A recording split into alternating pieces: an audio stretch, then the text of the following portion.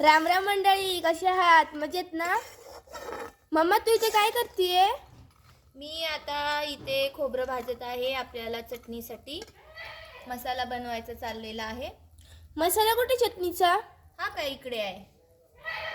काय काय टाकलंस तू ह्याच्यात? इथे जावित्री, हळकुंड, दगडी फूल, चक्री मेथी, कस्तुरी मेथी, लवंग, मिरं, दालचिनी, तमालपत्र, जिरं असं बरंच काय काय टाकलेलं आहे याच्यात. अय्या, एवढं टाकलेलं आहे? हो, इकडे मिरची पण वाळायला घातलेली आहे सुकवायला. एवढी मिरची लागते? हो, इथे धन आहे. हे काय आहे? धन. आणि हे? ती मिरचीची बी आहे. इथे लसूण आहे. असं अजून बरंच काय काय टाकायचं आहे.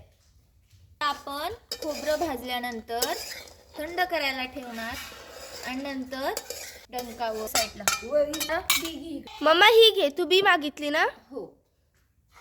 आपण आता इथं आपण धने भाजूया. थोडे थोडे भाजू, म्हणजे नाही भाजणार नाही, करपतील उगच. आणि निम्मे अर्धे भाजणार पण नाही. आई तू काय करतेय? काय गार करते या ह्याच्यात वाचायला थोडं.